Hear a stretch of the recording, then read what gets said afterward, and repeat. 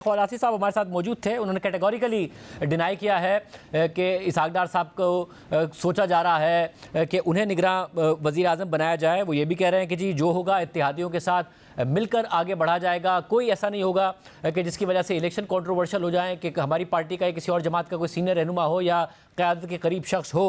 Peoples party भी clear इस बात में कि एक न्यूट्रल सेटअप ही आएगा जिसका पार्टी से ना ताल्लुक़ होगा और ना ही क़यादत से कोई करीबी ताल्लुक़ होगा। जी शुक्रिया शाहज़ेब। देखिए ख्वाजा आसिफ साहब ने जो कहा है वही बात हम कह रहे हैं। किसी का पहले तो मैं ये कहूँ कि हमने किसी के नाम पर ऑब्जेक्ट नहीं किया। कल से ख़बर चली हुई थी, गर्म थी कि शाम तक मुस्तनद ज़राए से कि पीपल्स पार्टी ने नाम अग्री कर लिए हैं कुछ नून लीग के साथ। पहले तो ऐसा नहीं हुआ था ना। और जहाँ डार साहब की बात आई, देखिए वो अभी मैं उनकी इकोनॉमिक कोऑर्डिनेशन कमेटी से उठ के आई हूँ। उनकी क़यादत में हमारा बहुत पुराना वर्किंग रिश्ता है। ये इसमें दरार डालने की जो कोशिश की जा रही है अजीबो गरीब सी, अभी किसी चैनल ने कहा कोई दरार नहीं है, we are working together all of us, हम सब एक साथ काम कर रहे हैं। लेकिन बात सिंपल सी है जी, हमने कहा है दो चीज़ें कि हमसे कोई नाम इस तरह का शेयर नहीं किया गया, तो क़यास की बुनियाद पर मेहरबानी करें, ना कहें कि पीपल्स पार्टी ने पता नहीं कितने कितने नामों पर हामी भर ली है या कितने नाम फ्लोट किए हैं। ऐसा कुछ नहीं हुआ है। कमेटी बना दी गई है, उनकी मशावरत से होते होते और सब इसमें और भी कोalition मेंबर्स हैं, होते होते बात ऊपर तक क़यादत जाएगी, वो तय करेंगे, फिर वो अपोजिशन मेंबर के पास जाएगी।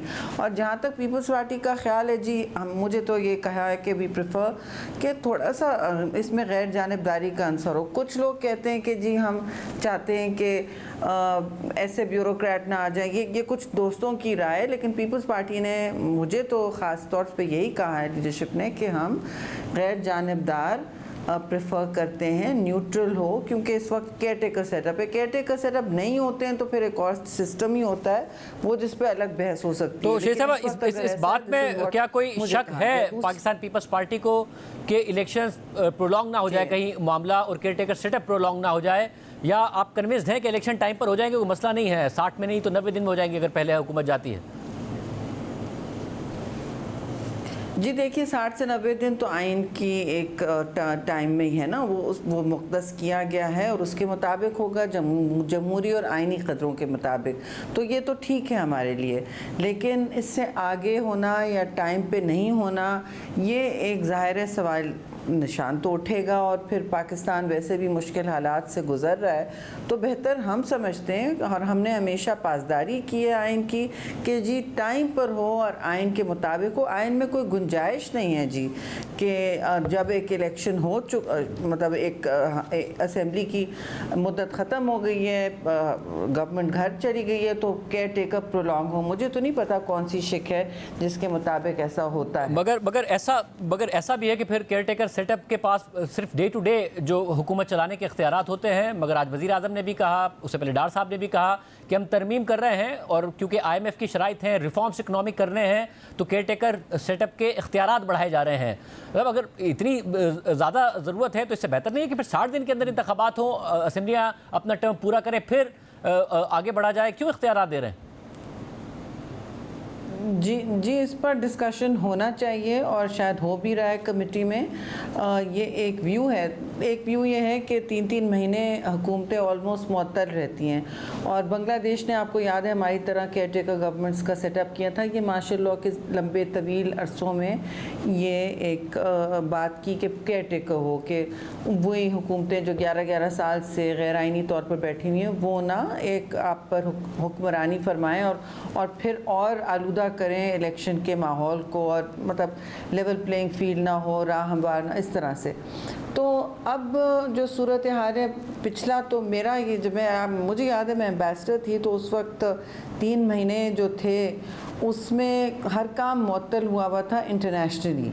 तो एक ये है इशू, ये इंटरनेशनली हर काम मुअत्तल ज़रूर हुआ होता है, लेकिन हम देख सकते हैं इस वक्त, क्योंकि आप लंबे चौड़े चेंजेस हों तो 10,000 सवाल उठते हैं। बट डेफिनेटली ऐसा तो नहीं होना चाहिए कि हम तो नहीं प्रपोज कर रहे हैं कि जी इलेक्शन में डिले हो या कोई ऐसी लंबी चौड़ी ऐसा वैसे फिर आप क्या आपकी भी फिर ये राय नहीं होगी कि अगर इकोनॉमिक रिफॉर्म्स और IMF प्रोग्राम की कंटिन्यूटी बहुत ज़्यादा अहम है तो बेहतर है कि 60 दिन में इलेक्शन हो जाए, हुकूमत अपना वक्त पूरा कर ले, रिफॉर्म करने की ज़रूरत पड़ रही हो और एक इलेक्शन एक्ट में तरमीम करने की ज़रूरत पड़ रही हो, ये ज़रूरी नहीं है?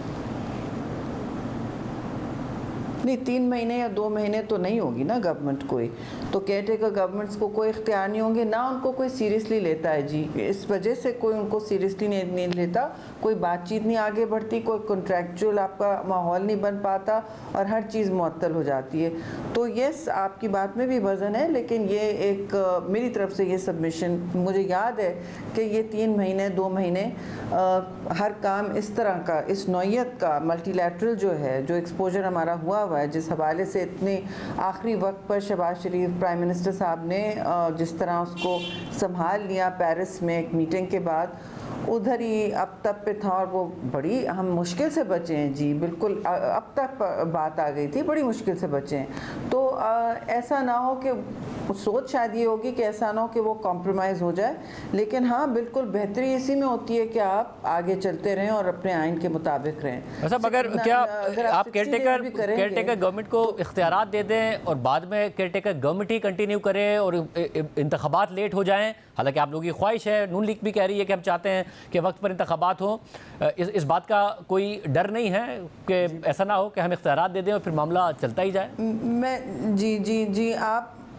बिल्कुल, ये बात ज़रूर मेरे ख़्याल में कमेटी में ज़ेर बहस आनी चाहिए और ये भी बात तय करनी। देखिए, हाथ में तो आप ही के हैं ना, आपने केयर टेकर्स को बनाना है, आपने फिर बड़ी जमातें हैं, इलेक्शन में जाना है, सब चाहेंगे कि इलेक्शन टाइम पर हो, और अगर ये हम बात सब के सब कह दें तो फिर हम भी तो जवाब दें हैं आपके सामने, आप ही हमसे ये सवाल पूछेंगे ऊंची आवाज़ में कि आपने तो कहा था इलेक्शन टाइम पे होना चाहिए, अब आप क्यों कह रहे हैं कि नहीं हो। ये भी तो मैं समझती हूँ हम सब अगर कह दें और बार बार इस बात पर कायम रहें तो बेहतरी होगी मुल्क के लिए।